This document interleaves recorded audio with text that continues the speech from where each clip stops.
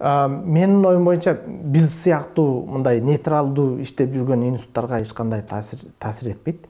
Анан коркпой эле болуш керек. Бирок жанагы ичиндеги болгон механизмдери татаалдашышы мүмкүн да.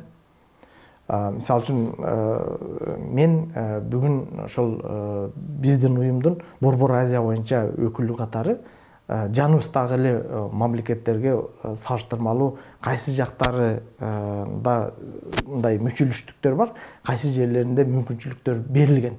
Ошону айта алам да.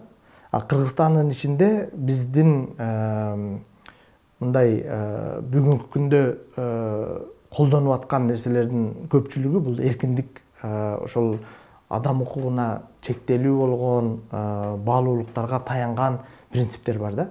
Ошол аркылуу биздин өлкөнүн имиджи дагы, өлкөнүн ичиндеги жашообуз дагы эриш аркак болуп,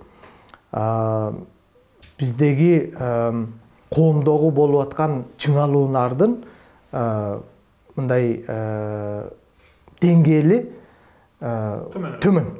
Бирок сиздин уюмуңузга, мисалы, Кеңешбек Сайнаразовго кандай зыян тиет? Мен ошол мыйзамды кабыл алып салдым бүгүн. Ишиңизге тоскоолдуктар болобу? Анын бардыгы ошол адамдын ким эгерде анализ кыла турган болсо, ошол адамдын колуна гана тиешелүү болуп калып, бир жактуу болуп калат деген коркунуч бар да. Башкача айтканда, мыйзамды ишке ашырган адамдын көз карашына өзүнүн ошол субъективдүү көз караш менен ошол мекемеге бир клейма жабышып калышы мүмкүн деген нерсе да.